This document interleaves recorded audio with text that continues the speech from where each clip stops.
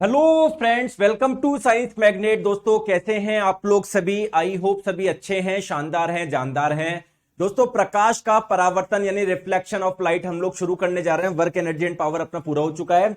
देखिए, मैं आप लोगों को बता दूं दोस्तों, ये वाला जो चैप्टर है इतना ज्यादा इंपॉर्टेंट है जिसकी आप लोग कल्पना भी नहीं कर सकते हो। आप लोगों के एक सेट में दोस्तों दो दो तीन तीन क्वेश्चन आप लोगों का सिंगल इसी चैप्टर से आ जाता है। तो ध्यान से आप लोग समझेंगे, बहुत इंटरेस्टिंग है, बहुत मजा आएगा, है ना? काफी मजा आएगा। इसमें बहुत सारे न्यूमेरिकल आएंगे। आप लोग पढ़ते हो ना मिरर फॉर्मूला, दर्पण सूत्र, वो सब इसी से आएंगे। दर्पण से प्रतिबिंब कैसे बनता है, वस्तु को कहां पर रखने पर कहां पर प्रतिबिंब बनेगा, वो सब आप लोगों का इसी चैप्टर में आता है। चलिए स्टार्ट करें सेशन को। बिल्कुल स्टार्ट करते हैं। चलिए दोस्तों, रिफ्लेक्शन ऑफ लाइट स्टार्ट करने से पहले आप लोगों को यह तो पता होना चाहिए ना, लाइट यानी प्रकाश क्या होता है। तो चलिए दोस्तों, वहीं से स्टार्ट करते हैं। बताइए लाइट क्या है। दोस्तों, लाइट जो है, आपको पता है लाइट के मदद से ही हम लोग किसी वस्तु को देख पाते हैं। अगर किसी कमरे में लाइट नहीं है, प्रकाश नहीं है, तो आप लोग किसी वस्तु को देख नहीं पाओगे। और आपको मैं ये बता दूं, लाइट एक प्रकार की एनर्जी है। लाइट जो होती है ना, एक प्रकार की एनर्जी है। जैसे आप लोग बल्ब जो जलाते हो, बल्ब चलाते हो ना, बल्ब ट्यूबलाइट किससे चलते हैं? बिजली से चलते हैं ना, इलेक्ट्रिकल एनर्जी से चलते हैं। और फिर आप लोगों के बल्ब क्या देते हैं? प्रकाश देते हैं। तो बेसिकली बल्ब में हो क्या रहा है, जो आप लोगों की इलेक्ट्रिकल एनर्जी है वो किस में कन्वर्ट हो रही है? लाइट एनर्जी में, प्रकाश ऊर्जा में। तो अगर मैं बोलूं लाइट की डेफिनेशन क्या है दोस्तों, लाइट जो है, प्रकाश जो है ना, वो ऊर्जा का ही एक रूप है। और इसी की वजह से हम लोग वस्तु को देख पाते हैं। ये वस्तु को देखने में जो मदद करता है, कौन करता है? लाइट करता है, ठीक है। और आपको मैं बता दूं दोस्तों, इसी लाइट की वजह से हम लोग किसी वस्तु को देख पाते हैं। अब कैसे देख पाते हैं, मैं आप लोगों को एक छोटा सा एग्जांपल बताता हूं। जैसे अभी यहां पर आपको कुछ भी नहीं दिख रहा, जैसे मान लो, क्यों नहीं दिख रहा? क्योंकि अभी इस पे कोई प्रकाश ही नहीं पड़ रहा। जैसे आप लोग रात के समय आपके कमरे में कुछ भी लाइट नहीं जल रही है, आपके वहां पर कुछ रखा हुआ है, क्या आप लोगों को दिखेगा? क्या बिल्कुल काला काला आपको नजर आएगा। लेकिन अगर आप लोग लाइट जला देंगे तो वहां पर जो रखी वस्तु है आप लोग इजीली देख पाओगे। बोलो हाँ या ना? बिल्कुल। तो कैसे देख पाते हो? जैसे अभी यहां पर आप लोगों को कुछ भी नजर नहीं आ रहा, क्योंकि यहां पर क्या है? कुछ प्रकाश ही नहीं है। अब जैसे मान लीजिए, जैसे आप लोग टॉर्च डालेंगे, जब कोई टॉर्च डालोगे तो इससे दोस्तों प्रकाश आएगा। आप मान लो यहां पर खड़े हो, तो जब इस पे प्रकाश आएगा, इस वस्तु से टकरा के जब आप लोगों को आपकी आंखों में पहुंचेगा ना, तब यहां पर आप लोगों को अपनी वस्तु दिखाई देगी। क्लियर है? क्लियर है मैं क्या बोलना चाह रहा हूं? अभी तक आपको कुछ भी नहीं दिखाई दे रहा था, अभी आप लोगों को सिर्फ ब्लैक नजर आ रहा था। लेकिन जब आपने इस पर प्रकाश डाला, तो दोस्तों जब प्रकाश टकरा के आपकी आंखों में आता है ना, तब आप लोगों को यहां पर जो रखी वस्तु है वो आप लोगों को दिखेगी। ठीक है, ठीक है। चलिए अब बात करते हैं दोस्तों लाइट के बारे में, कुछ इंपॉर्टेंट चीज। आप लोगों ने देखा होगा, कभी आपने अपनी परछाई देखी है? परछाई देखी है, बिल्कुल। कभी आपने इंद्रधनुष देखी है? बिल्कुल। कभी आप लोग दर्पण के सामने जाके खड़े होते हो तो आपकी इमेज बन जाती है क्या? आपका प्रतिबिंब बन जाता है क्या? बिल्कुल। दोस्तों, इन सभी चीजों के पीछे कौन रेस्पॉन्सिबल है? लाइट यानी प्रकाश, है ना? आप लोग चाहे अपनी परछाई कहीं पर दिखती हो, चाहे आप लोगों ने कभी इंद्रधनुष देखा हो, इन सब के पीछे लाइट यानी प्रकाश ही रेस्पॉन्सिबल है। चलिए अब दोस्तों बात करते हैं लाइट के कुछ बारे में। कुछ मैं आप लोगों को बता दूं, लाइट की कुछ मैं आप लोगों को कैरेक्टरिस्टिक बता दूं।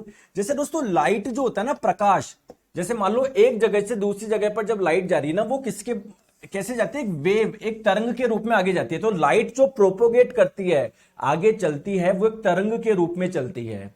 अब दोस्तों मैं आपको बता दूं, जो ये वेव है ना, तरंग, वो दो प्रकार की होती है ना?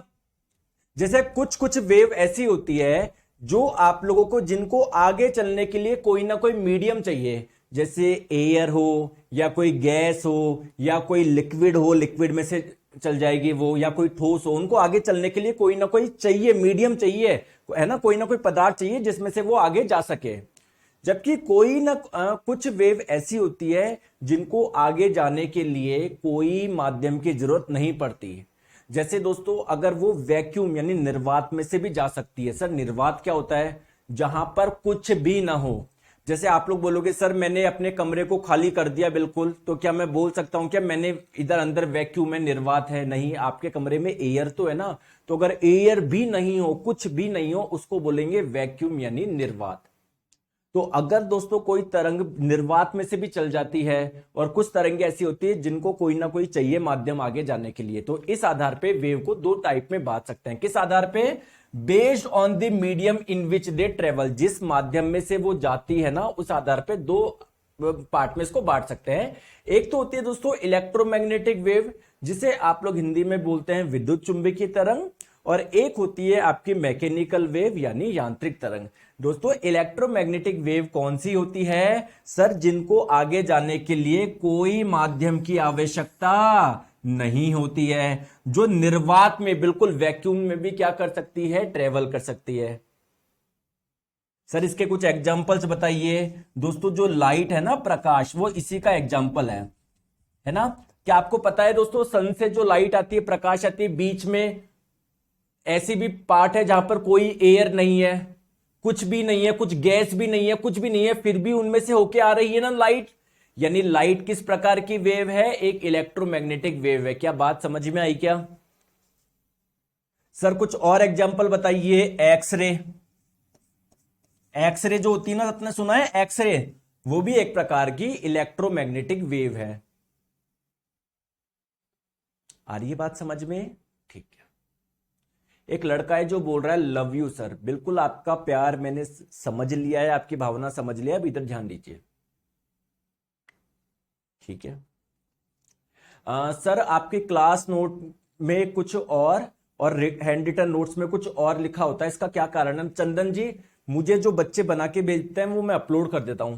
कुछ कुछ बच्चे अपने जो एक्स्ट्रा चीजें लिख देते हैं, तो आप उनको मत पढ़ो, जो मैं क्लास में पढ़ा रहा हूं। और सबसे बेस्ट है आप खुद के नोट्स बनाओ। समझ में आ गई? आई बात समझ में? ठीक है। अब दोस्तों मैकेनिकल वेव यानी यांत्रिक तरंग क्या होता है? सर ये ऐसी तरंग है जिनको आगे चलने के लिए कोई ना कोई माध्यम चाहिए। अगर वहां पर कुछ भी नहीं हुआ तो वो आगे ट्रेवल नहीं कर पाएगी। तो मैकेनिकल वेव कौन सी होती है? जिन्हें यात्रा करने के लिए एक माध्यम की आवश्यकता होती है। जैसे इसका एग्जाम्पल हो जाएगा साउंड वेव, है ना। जो ध्वनि तरंगे होती है ना, जैसे अगर आप लोग कोई ऐसी जगह खड़े हो जहां पर पूरा वैक्यूम है, निर्वात है, तो अगर मैं कुछ बोलूंगा ना, आपके पास में आवाज ही नहीं जाएगी, क्योंकि साउंड आगे जा ही नहीं पाएगी। क्योंकि साउंड जो है वो एक प्रकार की कैसी वेव है? मैकेनिकल वेव है, यांत्रिक तरंग है, जिनको आगे चलने के लिए कोई ना कोई क्या होती है? माध्यम की आवश्यकता होती है। दोस्तों ये बात समझ में आ गई? तो वेव जिस माध्यम में से जा रही है उस आधार पर आपने इसको दो पार्ट में बांटा, एक इलेक्ट्रोमैग्नेटिक वेव और एक मैकेनिकल वेव। तो अगर आप लोगों से कोई पूछे कि लाइट किस प्रकार की वेव है, आप लोग बोलोगे इलेक्ट्रोमैग्नेटिक वेव। ठीक है, आप लोग लिख सकते हो light is a type of electromagnetic wave, या फिर light is an example of electromagnetic wave. Clear है? ठीक है, आ जाओ।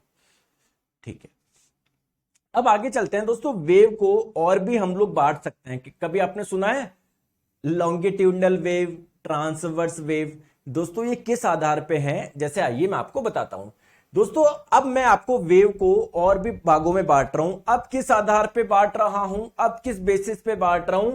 Based on the direction of the motion of the particles of the medium. Sir नहीं आया मुझे समझ में, तो समझना है भी नहीं, जो मैं समझ रहा हूं केवल जो मैं समझाने जा रहा हूं केवल उस पर ध्यान देना है। देखिए दोस्तों, वेव आप लोगों की दो टाइप की और होती है। एक तो होती है ट्रांसवर्स वेव और एक होती है लॉन्गिट्यूडनल वेव।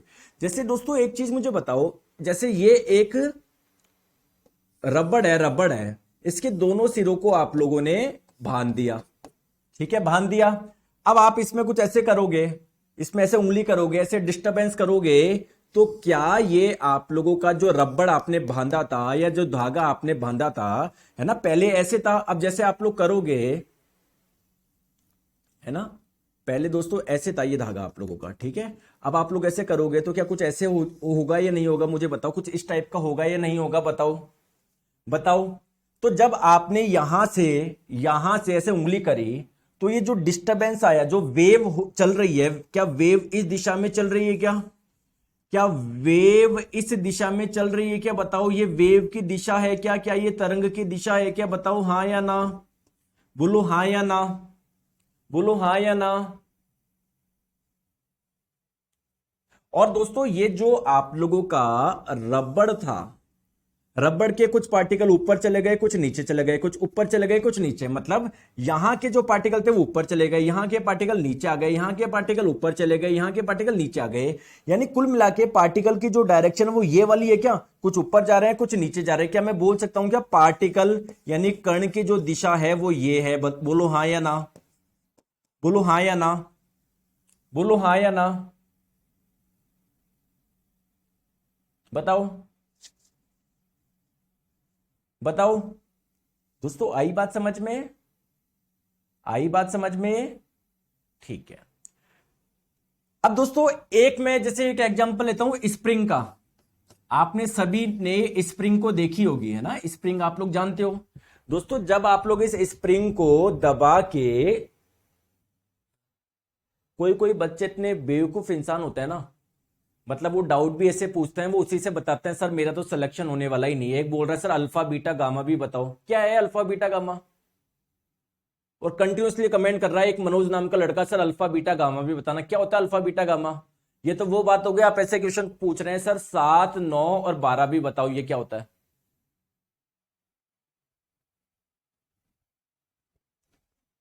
पता नहीं, इधर पढ़ा रहा हूं ध्यान दे रहे। क्या होता है अल्फा बीटा गामा? एक सिंबल है ये तो, इसका इस चैप्टर से क्या लेना देना है?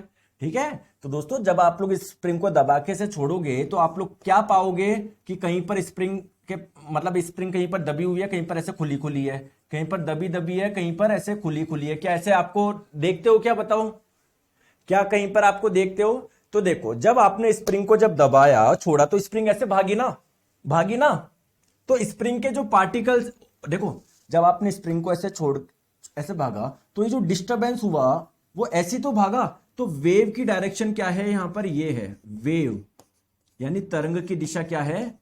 ये है, ये तरंग की दिशा है। साथ में जब आपने दबाया छोड़ा तो इसके पार्टिकल ऐसे ही तो भागे, पार्टिकल भी इसी दिशा में जा रहे हैं। तो जो पार्टिकल की दिशा है, जो कण की दिशा है, वो क्या है? वो भी यही है। तो दोस्तों होता क्या है, जब वेव की डायरेक्शन और पार्टिकल की डायरेक्शन के बीच में 90 डिग्री का एंगल हो या दोनों एक दूसरे के लंबवत हो, तो ऐसी वेव को आप लोग बोलते हैं ट्रांसवर्स वेव यानी अनुप्रस्थ तरंग। और जब जिस डायरेक्शन में वेव जा रही है ना, ये डिस्टरबेंस, हलचल, जो वेव जो है जिस डायरेक्शन में जा रही है, अगर उसी डायरेक्शन में कण की दिशा हो तो वो कहलाती है आपकी लॉन्गिट्यूडनल वेव। क्लियर है क्या? तो इसकी डेफिनेशन क्या होगा? इस वाले केस में क्या होता है, माध्यम के जो कण होते हैं वो तरंग की दिशा के लंबवत चलते हैं। जैसे कोई रस्सी थी, आपने रस्सी को ऐसे करा, क्या कुछ ऐसी होती है क्या? रस्सी कुछ ऐसी हो जाती है क्या? तो जब आपने छोड़ा, ऐसी जो वेव, वेव की दिशा क्या है? ये दिशा है। पहले रस्सी थी दोस्तों यहां पर, कुछ रस्सी ऊपर चल गई, कुछ नीचे, कुछ ऊपर कुछ नीचे, कुछ ऊपर कुछ नीचे, यानी जो रस्सी के पार्टिकल की जो दिशा है वो ये है। क्लियर है क्या? क्लियर है? मनोज जी बोल रहा है अल्फा बीटा गामा वेव्स के बारे में। दोस्तों मुझे भी बताना क्या होती है अल्फा बीटा गामा वेव, मुझे नहीं आती। मनोज जी आप भी मुझे आके सिखाना। आगे बात समझ में? और लॉन्गिट्यूडनल वेव कौन सी होती है? जहां पर कण की दिशा और तरंग की दिशा एक ही होती है। जैसे दोस्तों आपने जब इसको स्प्रिंग को झटका दिया, देखो स्प्रिंग को जब आप जब ऐसे झटका दोगे ना, तो ये तो हो रही है तरंग की दिशा, और स्प्रिंग के पार्टिकल्स पे तो ऐसी ऐसी ऐसी हो रहे हैं। स्प्रिंग के पार्टिकल्स पे तो की दिशा यही तो है, तो दोनों जब एक ही दिशा में होते हैं तो ऐसी वेव को बोलते हैं लॉन्गिट्यूडनल वेव। ध्यान रखिएगा, अगर आप लोगों से पूछा जाए लाइट कैसी वेव है, वहां से तो आपको पता पड़ गया वो इलेक्ट्रोमैग्नेटिक वेव है। लेकिन अगर इस आधार पे पूछे ट्रांसवर्स है लॉन्गिट्यूडनल है, तो लाइट कैसी है आप लोगों की? ट्रांसवर्स वेव है। ट्रांसवर्स यानी अनुप्रस्थ। आपकी जानकारी के लिए एक चीज बता दूं क्या? बता दूं क्या दोस्तों, जितनी भी आप लोगों की ये वाली वेव होती है ना, इलेक्ट्रोमैग्नेटिक वेव, वो सारी की सारी कैसी होती है? सभी की सभी कैसी होती है? वो ट्रांसवर्स होती है। सभी के सभी ट्रांसवर्स यानी अनुप्रस्थ होती है, ध्यान रखिएगा। तो लाइट भी किस प्रकार की? एक ट्रांसवर्स यानी अनुप्रस्थ है। क्लियर है? आगे बात समझ में? ठीक है, आ जाओ। नेक्स्ट हम लोग बात करते हैं। अब एक चीज मुझे आप लोग बताओ, जैसे सूर्य से जो प्रकाश आता है वो कौन से रंग का होता है? कभी आपने देखा है? मतलब अगर मैं आपसे पूछूं लाइट का कलर क्या होता है, आप लोग क्या बोलोगे सर, लाइट का कलर होता है व्हाइट। सूर्य से, अभी आप लोग बाहर जाके देख लो, सूर्य से जो प्रकाश आ रहा है वो क्या हो रहा है, सफेद रंग का होता है। अब एक्चुअली में दोस्तों ये सफेद रंग का जो प्रकाश है ना, इसमें टोटल 7 रंग के प्रकाश होते हैं, है ना। एक वॉयलेट कलर का, एक इंडिगो कलर का, एक ब्लू कलर का, एक ग्रीन कलर का, एक येलो कलर का, एक ऑरेंज कलर का, एक रेड कलर का। या मैं आपको बोलूं, 7 रंग के प्रकाश को जब आप लोग मिलाओगे तो कौन से कलर का प्रकाश आप लोगों को मिलेगा, मिलेगा व्हाइट कलर का मिलेगा। और दोस्तों अभी अभी आपने बताया है लाइट जो है वो किस प्रकार की वेव है, एक ट्रांसवर्स वेव है, एक अनुप्रस्थ तरंग है, कुछ इस प्रकार की है। बोलो हां या ना, बोलो हां या ना, बोलो हां या ना, अरे हां या ना, ठीक है। दोस्तों मैं आपको साउंड वाले चैप्टर में आगे बताऊंगा कि जो ये टॉप पार्ट होता है ना, इसे आप लोग बोलते हैं क्रस्ट यानी श्रृंग, और ये जो बॉटम पार्ट होता है इसको बोलते हैं ट्रफ यानी गर्त, है ना। तो ये क्रस्ट, एक ट्रफ, फिर एक क्रस्ट, एक ट्रफ, फिर एक क्रस्ट, एक ट्रफ, ऐसा आएगा या नहीं आएगा, बिल्कुल। तो दोस्तों लगातार दो क्रस्ट के बीच की जो दूरी होती है, लगातार दो श्रृंग के बीच की जो दूरी होती है, या लगातार दो गर्त के बीच की दूरी होती है ना, इसे बोलते हैं वेवलेंथ यानी तरंग दैर्ध्य। तो देखिए ध्यान रखिए दोस्तों, वॉयलेट कलर की जो लाइट होती है ना, उसकी वेवलेंथ क्या होती है सर, बहुत कम होती है। जबकि रेड कलर की जो लाइट होती है उसकी वेवलेंथ क्या होती है, उसकी वेवलेंथ ज्यादा होती है। तो अगर आप लोगों से पूछा जाए कि प्रकाश का जो कलर होता है किस पे निर्भर करता है, आप लोग बोलोगे वेवलेंथ यानी तरंग दैर्ध्य पे। अगर वेवलेंथ ज्यादा है, किसी प्रकाश की तरंग दैर्ध्य ज्यादा है, तो वो कौन सा होगा, रेड कलर का होगा। कम वेवलेंथ वाला कौन सा होता है, सबसे कम वाला वॉयलेट वाला होता है, ठीक है। तो मैं आप लोगों को यही बोलना चाह रहा हूं, प्रकाश का रंग अगर आपसे पूछा जाए किस पे निर्भर करता है, तो आप लोग बोलोगे तरंग दैर्ध्य पे। और इनमें से किसकी वेवलेंथ सबसे ज्यादा है, तो रेड कलर की वेवलेंथ आप लोगों की सबसे ज्यादा है, जबकि वॉयलेट की सबसे कम है। ठीक है, आ जाओ, चलिए। अब आप लोग बोलोगे कि सर आपको कैसे पता पड़ा कि ये जो व्हाइट कलर का जो लाइट है वो 7 रंग से मिलकर बना हुआ है, आपको कैसे पता पड़ा सर, पहले तो मुझे ये बताओ आपको कैसे पता पड़ा, है ना।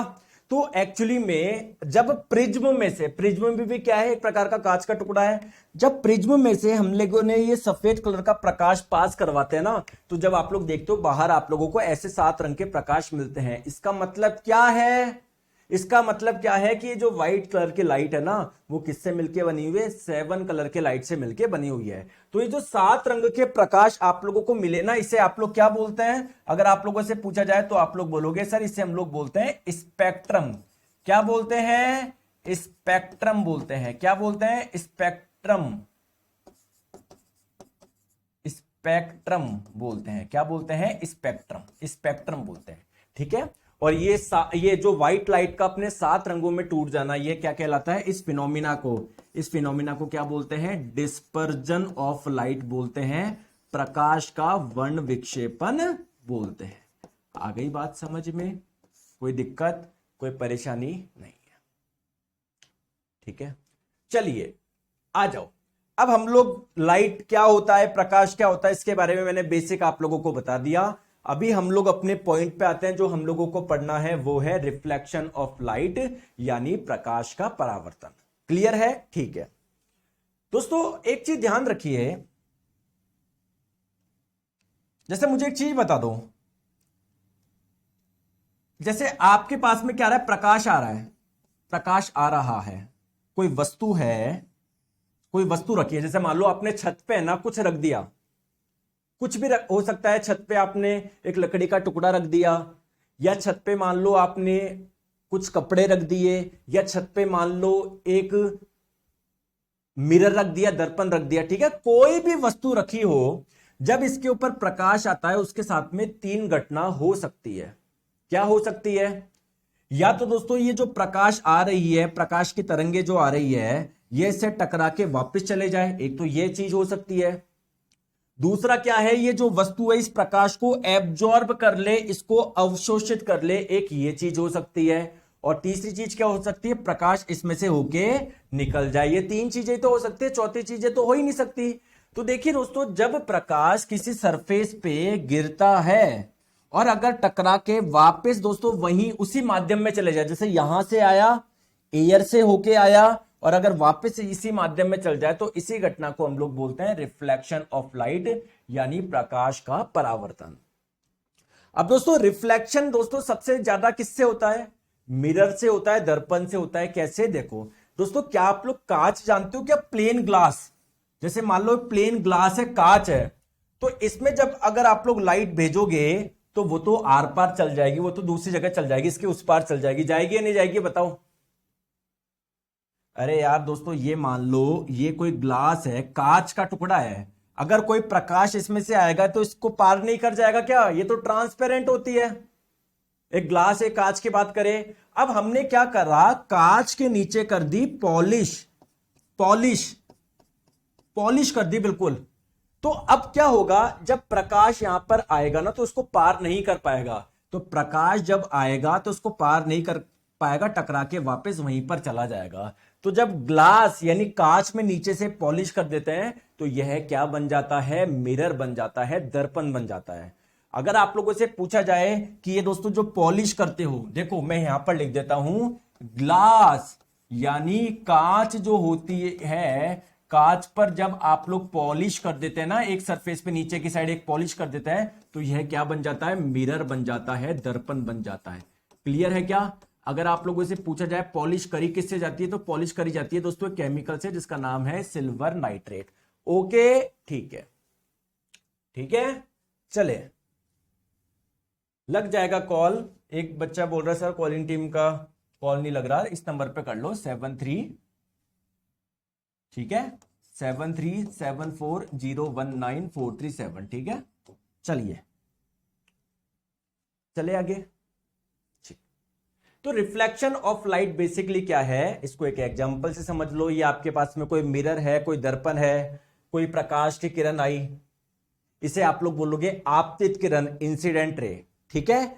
अब दोस्तों अगर ये टकरा के वापस इसी जगह चल जाए तो इस घटना को बोलते हैं परावर्तन। तो देखो प्रकाश किरण को जाना चाहिए था ऐसे, लेकिन गई कैसे? अल्टीमेटली इधर। यानी ये कैसी है? ये एक रिफ्लेक्टेड रे है, परावर्तित किरण है, परावर्तन के बाद में ये ऐसे गई है। दोस्तों जब भी कोई लाइट रे दर्पण पे जिस पॉइंट पे आप लोगों की गिरेगी, उस पॉइंट के परपेंडिकुलर एक लाइन ड्रॉ कर दीजिए, इसे बोलेंगे नॉर्मल यानी अभिलंब। ये नॉर्मल बहुत इंपॉर्टेंट है, क्यों? क्योंकि जिन भी एंगल का मेजरमेंट किया जाएगा वो आपका नॉर्मल से ही किया जाएगा। जैसे आपतित किरण अभिलंब से जो कोण बनाती है, इसे आप लोग बोलते हैं आपतन कोण, है ना। ये वाला जो एंगल होगा इसे क्या बोलेंगे? एंगल ऑफ इंसिडेंट, आपतन कोण, ठीक है। और दोस्तों परावर्तित किरण, ये रिफ्लेक्टेड रे नॉर्मल यानी अभिलंब से जो एंगल बनाएगी, उसे आप लोग क्या बोलोगे? एंगल ऑफ रिफ्लेक्शन यानी परावर्तन कोण। क्लियर है? बात समझ में आई है नहीं आई? ठीक है। अब दोस्तों एक चीज आप लोग ध्यान रखिएगा, रिफ्लेक्शन है ना दो प्रकार के होते हैं। एक तो होता है आप लोगों का स्पेक्युलर रिफ्लेक्शन, या इसको मैं बोलूं रेगुलर रिफ्लेक्शन, रेगुलर रिफ्लेक्शन। और एक होता है आप लोगों का डिफ्यूज रिफ्लेक्शन, या इसे इर्रेगुलर भी बोल सकते हो। सर इन दोनों में अंतर क्या है? देखो जैसे मान लीजिए अगर आपके पास में बिल्कुल एक शानदार सरफेस है, तो जैसे मान लीजिए ये लाइट रे कोई आई, वो ऐसी जाएगी, ये कोई लाइट रे आई, ये ऐसी जाएगी, ये कोई लाइट रे आई, ये बिल्कुल ऐसी जाएगी, ठीक है। अगर बिल्कुल आपके पास में जो सरफेस है जिससे रिफ्लेक्शन हो रहा है अगर बिल्कुल स्मूथ है, तो वो इस प्रकार से रिफ्लेक्शन आपको देखने को मिलेगा। अगर मान लीजिए दोस्तों एक सरफेस ऐसी है, मतलब है ना उबड़ खाबड़, इसमें काफी इरेगुलर है, तो देखिए कोई लाइट रे आई, ये गई ऐसे, ये आई ऐसे, ये कुछ जा रही है ऐसे, एक आई ऐसे फिर गई ऐसे, एक आई ऐसे और फिर मान लो ये गई ऐसे, है ना। तो ये आप लोगों का इरेगुलर रिफ्लेक्शन है, अनियमित परावर्तन इसको हम लोग बोलोगे। क्लियर है?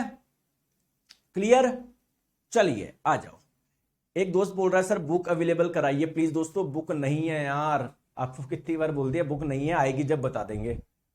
आप तो मैं क्या बोल रहा हूं, जो मैं पढ़ा रहा हूं उसको पढ़ लो, आपको बुक वुक किसी की कुछ भी जरूरत नहीं पड़ेगी, लेकिन आप पढ़ो, पढ़ाई करो, अपना सारा ध्यान आप लोग इधर रखो, ठीक है। आ जाओ। चलिए अब दोस्तों जब भी जैसे आपने जन्म लिया है, तो क्या इस जीवन के कुछ नियम है क्या? क्या नियम है बताओ? भाई जैसे पहला नियम ये है कि अगर आप किसी के साथ बुरा करोगे तो आपका भी बुरा होगा होगा 100% होगा। आप सोच रहे हो सर मैं तो बेकार, मैं तो कुछ हुआ ही नहीं, वो होगा। कैसे भी हो सकता है वो। अब ऐसे थोड़ी आपने भैया किसी का कान काट दिया तो आपका भी कान ही कटे, हो सकता है आपका पैर कट जाए, हो सकता है कुछ और हो जाए, ठीक है। अरे ये नियम है, ये नहीं है जीवन के। तो जब भी दोस्तों परावर्तन होगा ना, वहां पर आपको कुछ चीज देखने को मिलेगी, कुछ परावर्तन के नियम बता रहा हूं, 100% आप देखना वो चीज आपको देखने को मिलेगी ही मिलेगी।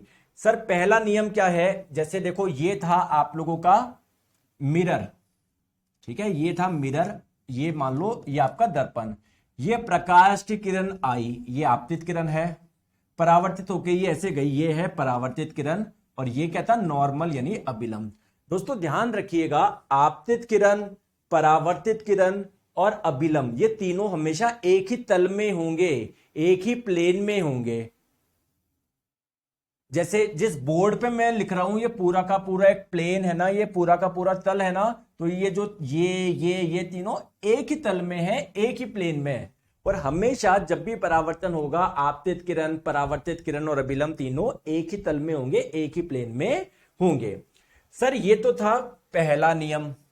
दूसरा नियम क्या है, दूसरा नियम क्या है कि हमेशा जो ये वाला एंगल है, एंगल ऑफ इंसिडेंट, आपतन कोण, और ये वाला जो एंगल है एंगल ऑफ रिफ्लेक्शन, परावर्तन कोण, हमेशा दोस्तों ये दोनों कोण क्या होंगे, बराबर होंगे। ये दूसरा नियम है। चलिए आइए मैं कुछ क्वेश्चन आपको बताता हूं, आपको बताना है आंसर, ठीक है। ये एक मिरर है, ये एक दर्पण है, ये कोई प्रकाश की किरण आई, ठीक है, और ऐसे चली गई, ये नो है ना। दोस्तों ये एंगल कितना है, 40 डिग्री है। तो आपको बताना है परावर्तन कोण का मान बताना है, एंगल ऑफ रिफ्लेक्शन बताना है, परावर्तन कोण का मान बताओ। चलिए दोस्तों दूसरा मैं आप लोगों को बताता हूं, ये कोई प्रकाश की किरण आई आई आई आई, ठीक है, ये जिस पॉइंट पर टच हो इसके परपेंडिकुलर लाइन ड्रॉ कर दी, जिसे बोलते हैं नॉर्मल यानी अभिलंब। दोस्तों ये एंगल जो है ना वो दिया हुआ है 50 डिग्री मान लो, ठीक है, क्लियर। तो आपको बताना है angle of reflection plus angle of incidence, दोनों कोणों का योग आप लोगों को बताना है। दोस्तों मैंने तो 2 क्वेश्चन दिए हैं, बताओ आंसर, बताओ बताओ। पहले वाले क्वेश्चन का आंसर बताओ, पहले फर्स्ट क्वेश्चन का आंसर बताओ, लिख के बताओ। सर ये फर्स्ट क्वेश्चन का आंसर है, ये सेकंड क्वेश्चन का आंसर बताओ, लिख के बताओ।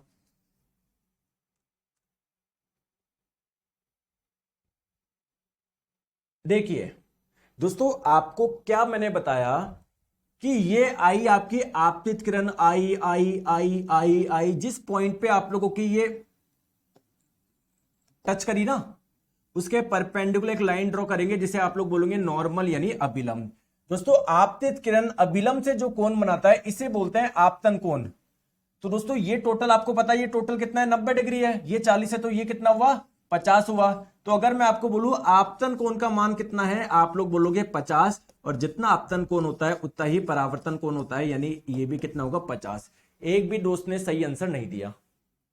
अब आप लोग देख लो, एक भी दोस्त ने सही आंसर नहीं दिया। फिर आप बोलते हो कि सर मैं तो पढ़ाई कर रहा हूं। चलिए यहां पर देखो दोनों कोण का योग आप लोगों से पूछा जा रहा है। देखो ये थी आपतित किरण, ये था अभिलंब। आपतित किरण अभिलंब से जो कोण बनाता है उसको बोलते हैं आपतन कोण। तो एंगल ऑफ इंसिडेंस कितना था, 50 डिग्री। तो एंगल ऑफ रिफ्लेक्शन भी कितना होगा, उतना ही होगा, 50। दोनों का योग कितना हो जाएगा, 100 हो जाएगा। बताओ, तो एक का आंसर 50, दूसरे का 100। आई बात समझ में? अरे बात समझ में आई या नहीं आई? क्लियर है? अब तो कोई परेशानी नहीं है। एक और क्वेश्चन बताऊं? चलो सर एक और बता दो, इसमें गलती कर दी अब नहीं करूंगा। ये रहा मिरर, यानी दर्पण, ये कोई प्रकाश की किरण आई और ये प्रकाश किरण परावर्तित होके गई। ये जो एंगल है ना, ये जो एंगल है वो दिया हुआ है आप लोगों को 35 डिग्री। तो आप लोग मुझे बताओ आपतन कोण का मान कितना है? बताओ, कमेंट करके बताओ आपतन कोण का मान कितना है। बताओ बताओ कमेंट करके, गलती मत करना, ध्यान से समझो, सिंपल गणित है यार। ये प्रकाश की किरण आई आई आई, जिस पॉइंट पे ये गिरी उसके परपेंडिकुलर लाइन ड्रॉ कर दो, जिसे बोलेंगे नॉर्मल यानी अभिलंब। ठीक है। अब दोस्तों ये जो आप लोगों की परावर्तित किरण है, ये अभिलंब से जो कोण बनाएगी इसे ही तो एंगल ऑफ रिफ्लेक्शन बोलेंगे, परावर्तन कोण बोलेंगे। तो ये टोटल है 90, इसमें से 35 माइनस कर लो, कितना बचा? 55 डिग्री बचा। 55 बचा या नहीं बचा? तो एंगल ऑफ रिफ्लेक्शन कितना है? 55। तो एंगल ऑफ इंसिडेंस भी कितना होगा? 55 होगा। आई बात समझ में? आई बात समझ में या नहीं आई? आ गई? ओके चलो बहुत बढ़िया, सभी का आंसर आ गया 55 डिग्री। चले आगे, कोई समस्या नहीं है सर। अब आगे चलते हैं। अब दोस्तों मैं मिरर आप लोगों को बोल रहा हूं। मिरर आप जानते हो मिरर क्या होता है, आपके घर पे भी लगे हुए मिरर। तो मिरर बेसिकली और भी टाइप्स के होते हैं। जो हमारे घर पे जो लगा हुआ है ना, वो तो बिल्कुल एक प्लेन मिरर है। जैसे आप जब सुबह उठते हो, वॉशरूम में जाते हो, वहां पर एक मिरर लगा हुआ है, वो बिल्कुल प्लेन है, बिल्कुल एक समतल दर्पण है। कोई ऐसे मुड़ा हुआ है क्या? ऐसे ऐसे कोई मुड़ा हुआ है क्या? ऐसा कोई कर्व्ड है क्या? अरे हमारे घर में जो मिरर लगा हुआ है वो क्या है? बिल्कुल एक प्लेन मिरर है, बिल्कुल प्लेन मिरर है। क्या ऐसा कोई मिरर है क्या? ऐसे कोई ऐसा कोई मिरर है क्या आपके घर पे? ऐसे थोड़ी है। अरे बताओ, ऐसे थोड़ी है, नहीं है, है ना?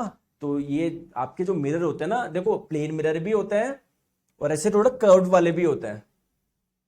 ठीक है। इसको आप लोग स्फेरिकल मिरर भी बोलते हो, गोली दर्पण भी बोलते हो। आइए हम लोग समझते हैं। तो मिरर जो होते हैं ना, बेसिकली दोस्तों दो टाइप के होते हैं। एक तो होते हैं प्लेन मिरर, समतल दर्पण, और एक होते हैं स्फेरिकल मिरर यानी गोली दर्पण।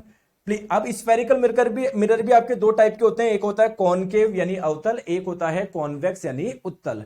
दोनों में डिफरेंस क्या है, आइए मैं आप लोगों को समझाता हूं। जैसे देखो, मेरी बात को ध्यान से समझो दोस्तों। ये एक मिरर है।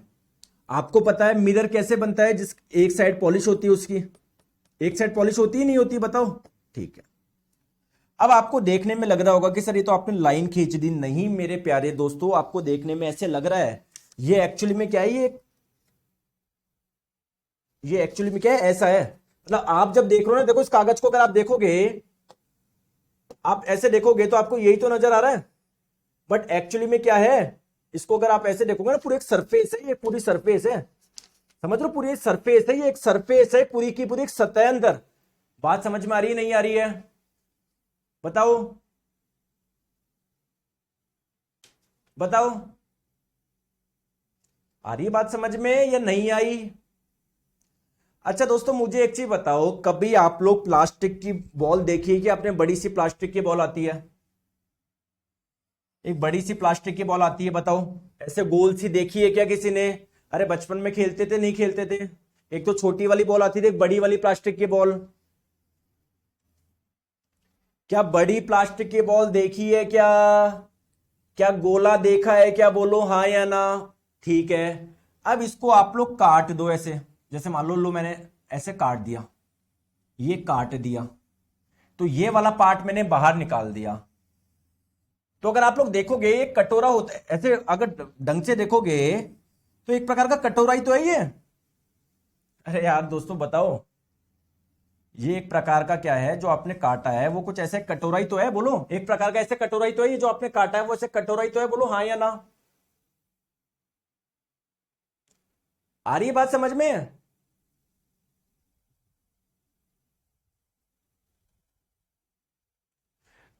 तो मैं क्या बोलना चाह रहा हूं, अब देखो जैसे इसकी एक साइड पे आप लोग पॉलिश कर दो, एक साइड पे अगर आप लोग पॉलिश कर दो, तो क्या जब प्रकाश जाएगा तो क्या इसको पार कर पाएगा? क्या कर पाएगा? क्या नहीं कर पाएगा, टकरा के वापस आ जाएगा। तो आपने सुना है दर्पण से होता है परावर्तन, मिरर से होता है रिफ्लेक्शन। तो क्या ये मिरर की तरह काम कर रहा है या नहीं कर रहा? बताओ बताओ।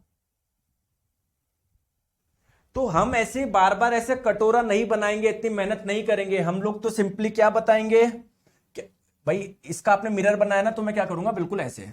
अब इसकी एक साइड पॉलिश है तो उसको ऐसे दर्शा दिया। समझ में आ गई बात को? तो ये क्या है, एक स्फेरिकल मिरर है।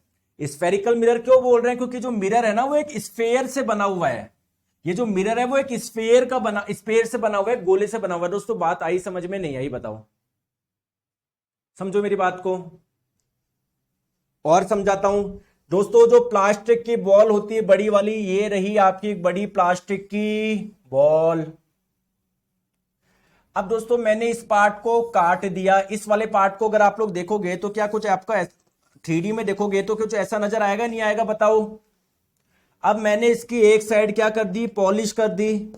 तो जब प्रकाश जाएगा इसमें तो क्या इसको पार कर पाएगा? क्या नहीं सर, इससे टकरा के वापस आ जाएगा। बोलो हाँ या ना? यानी परावर्तन कर रहा है ना ये। यानी एक मिरर का काम कर रहा है, ये नहीं कर रहा? दर्पण का काम कर रहा है, नहीं कर रहा?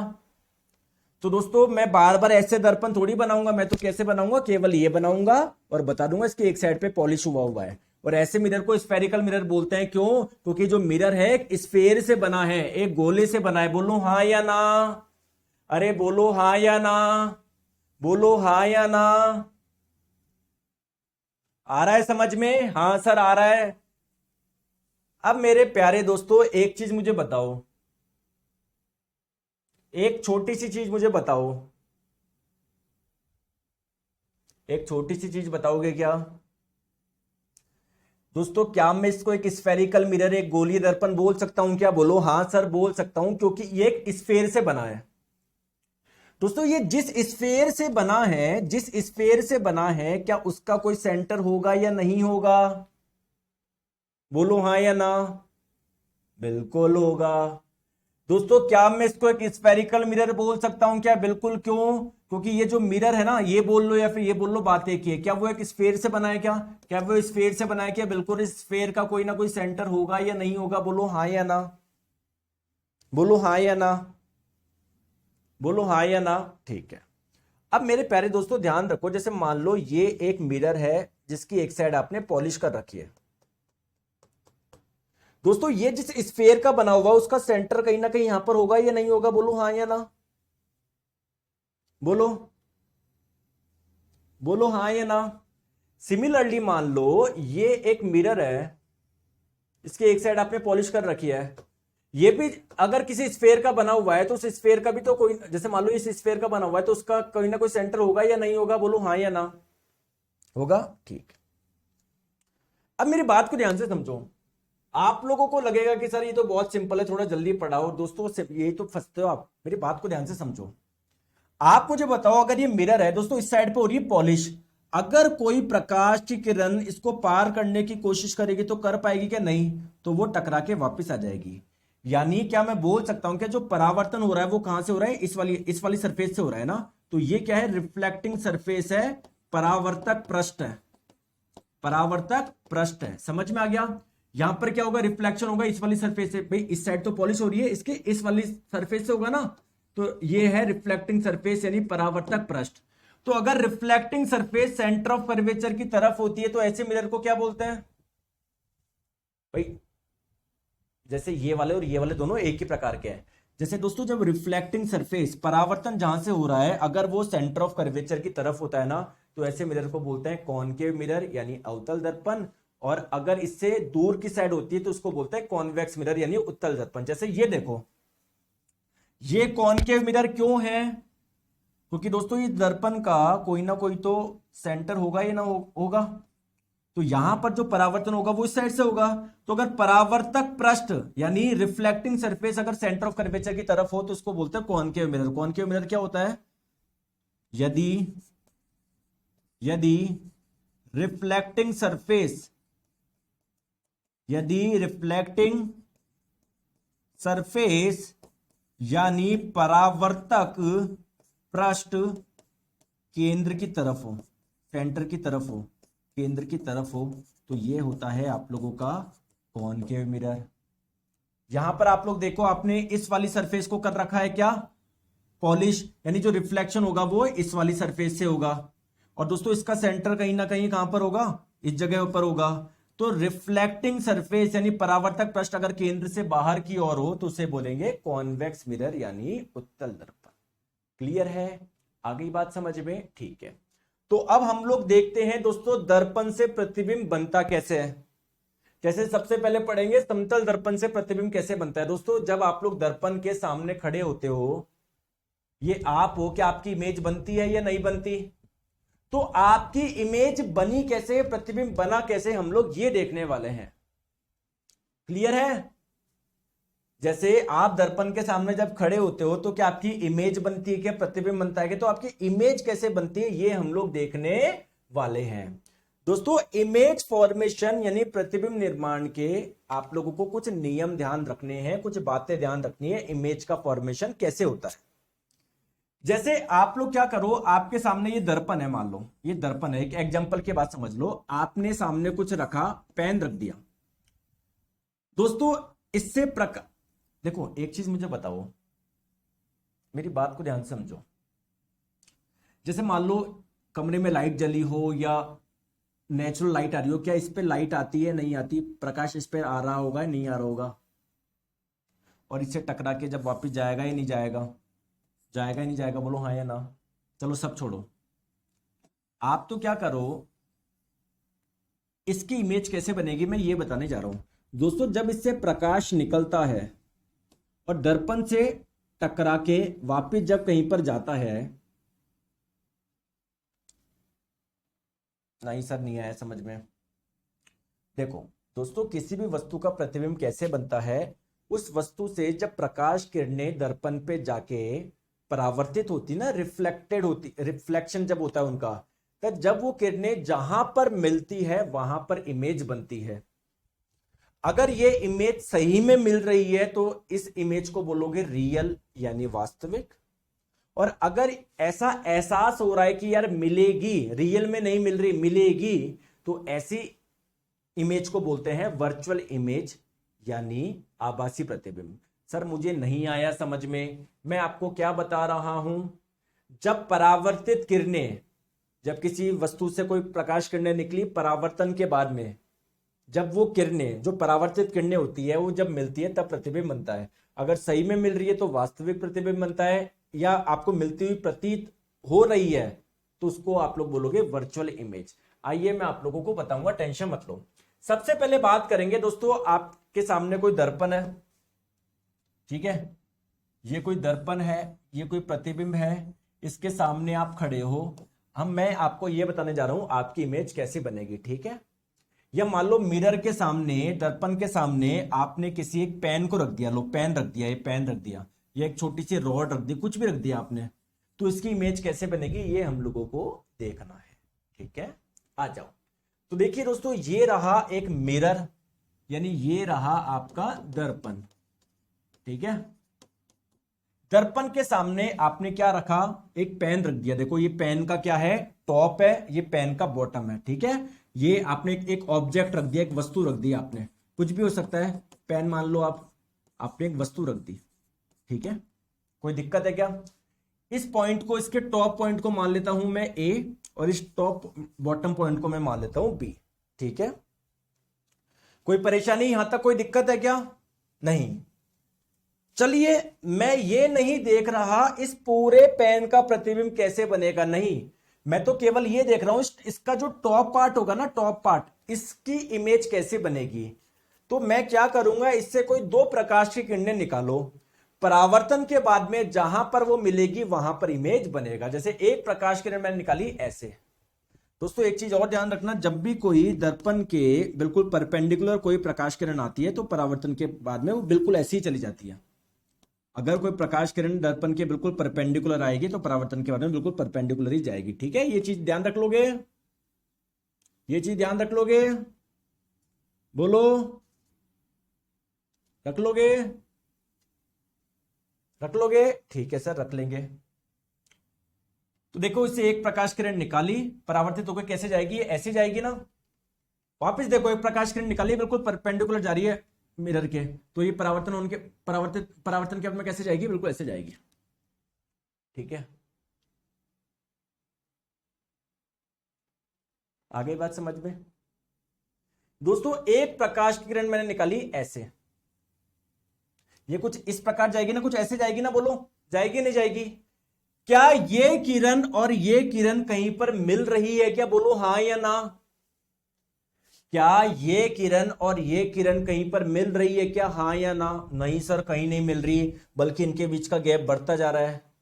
दोस्तों अगर मैं इसको पीछे की ओर मिला एक्सटेंड करूं और इस वाली किरण को भी पीछे की ओर एक्सटेंड करूं, क्या कहीं पर मिलती हुई प्रतीत होगी क्या? भाई रियल में तो नहीं मिल रही, लेकिन जब इसको पीछे एक्सटेंड करोगे तो हमको लगेगा ना पीछे मिलती, पीछे कहीं पर मिल रही है। तो अगर इसको पीछे की ओर एक्सटेंड करो, इसको भी पीछे की ओर एक्सटेंड करो, तो क्या कहीं पर मिल रही है क्या? बिल्कुल सर, सही, कहीं पर मिल रही है। तो ये जो इसका टॉप पॉइंट था पेन का ए, उसकी इमेज कहां पर बन गई? ये उसकी इमेज बन गई ए डैश। आ गई बात समझ में? बोलो हाँ या ना, बोलो हाँ या ना। आई बात समझ में? ठीक है। हमने दर्पण के सामने पेन रखा, हमको देखना था इस पेन की इमेज कैसे बनेगी। तो मैंने पूरे पेन पे ध्यान नहीं दे रहा, मैंने इसका एक टॉप पार्ट ले लिया, उसकी देखी मैंने इमेज कैसे कहां पर बनेगी, तो वो देखा उसकी इमेज बन गई। अब मैंने इसका एक बॉटम वाले पार्ट एक पॉइंट ले लिया, बी पॉइंट। अब देखता हूं इसकी इमेज कैसे बनेगी। तो इससे कोई दो प्रकाश किरण निकालो। एक प्रकाश किरण मैंने निकाली ऐसे, परावर्तित होकर बिल्कुल सीधे ऐसे चली जाएगी। ठीक है, एक प्रकाश किरण मैंने कैसे निकाली? ऐसे निकाली, ऐसे निकाली, ऐसे निकाली, बिल्कुल सीधे परपेंडिकुलर। तो परावर्तित होकर कैसे चली जाएगी? बिल्कुल ऐसे चली जाएगी। एक प्रकाश किरण मैंने निकाल दी ऐसे, परावर्तित होकर कैसे जाएगी? ऐसे जाएगी। दोस्तों क्या ये किरण और ये किरण कहीं पर मिल रही है क्या? कहीं पर मिल रही है क्या?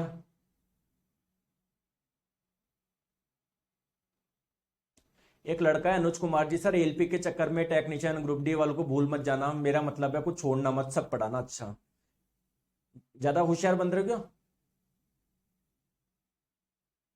अरे दोस्तों मैंने आपको बोल दिया, आप सिर्फ इधर पढ़ाई पे ध्यान दो, सब मेरे पे। आप पढ़ाई करते हैं, फालतू की बात करते हो सर। वो आपको लगता है कि मैं कुछ छोड़ने वाला हूं? है, एक एक चीज आपके साथ में मेहनत कर रहा हूं, इसलिए कर रहा हूं कि हर कोई से भी एग्जाम दो, पूरे में से पूरा है बस। लेकिन सर वो छोड़ मत देना सर, वो पढ़ा सब पढ़ा देना सर। मैं ग्रुप डी की तैयारी कर रहा हूँ, मैं तो इधर सब कर रहा हूँ। तुम्हारा सिलेक्शन नहीं होगा क्योंकि पढ़ाई कुछ कर नहीं रही, इतनी देर से पढ़ा रहा हूँ और 10 मिनट से कमेंट कर रहा हूँ। तुम्हारा कैसे हो जाएगा सिलेक्शन यार?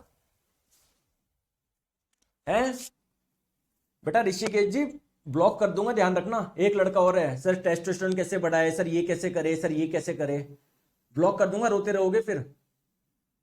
एहसान नहीं किया आपने 799 रुपए में कोर्स ज्वाइन करके मेरे पे। पढ़ाई करो ध्यान से।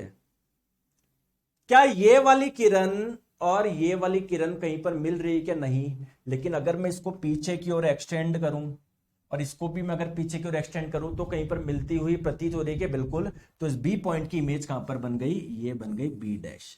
आ गई बात समझ में? बात आ गई? तो दोस्तों इस पेन पे कितने पॉइंट होंगे? ऐसे हजारों पॉइंट होंगे, टॉप पॉइंट बॉटम, ऐसे बहुत सारे पॉइंट होंगे ना, बहुत सारे पॉइंट होंगे। जैसे एक के नीचे मान लो सी डी ई एफ, इन सब की इमेज बन जाएगी। इसकी सी की बन जाएगी, इधर इसकी, मतलब पूरी की पूरी क्या बन जाएगी? ये इमेज बन जाएगी, पेन की इमेज बन गया। जैसे आपने पेन रखा था वैसे पेन की इमेज बन गई आपकी। और होता भी ऐसे है, दर्पण के सामने जब किसी को रखते हो, जैसे पेन रखोगे तो उसकी इमेज बनेगी नहीं बनेगी? ऐसे थोड़ी दर्पण के सामने जब वस्तु इंसान को रखोगे तभी उसकी इमेज बनेगी। बताओ बताओ बताओ। तो ये जो दर्पण के सामने आप पेन रखोगे तो इमेज भी वैसी बनेगी ना, जैसे पेन का टॉप पॉइंट ऊपर था तो इमेज में भी टॉप पॉइंट ऊपर नजर आएगा। आप देख लेना कभी, अभी भी करके देख सकते हो। और जैसे आप लोगों का पेन का बॉटम पॉइंट नीचे है तो वैसे ही इमेज में भी आपको ऐसा ही नजर आएगा। तो देखो इमेज बन गई, बोलो हाँ या ना। तो आइए दोस्तों इस इमेज के बारे में आपको कुछ बात बतानी है कि जो पेन की जो इमेज बनी, क्या रियल बनी थी क्या? नहीं सर, वो इमेज कैसी है? वर्चुअल इमेज है, आभासी प्रतिबिंब में। बोलो हाँ या ना, बोलो हाँ या ना, बोलो, बताओ। पहला पॉइंट क्लियर है दोस्तों? इमेज सीधी बनी है उल्टी बनी है? देखो जैसे आपने पेन रखा था वैसे ही आपकी इमेज बनी है, ऐसे नहीं उल्टा हो गया, नहीं सीधा प्रतिबिंब बना है। तो इमेज कैसी बनी है? इरेक्ट बनी है, सीधी बनी है। बोलो हाँ या ना। और आपकी जानकारी के लिए एक चीज बता दूं क्या? वर्चुअल इमेज, जो वर्चुअल इमेज बनती है ना, वो हमेशा कैसी बनती है?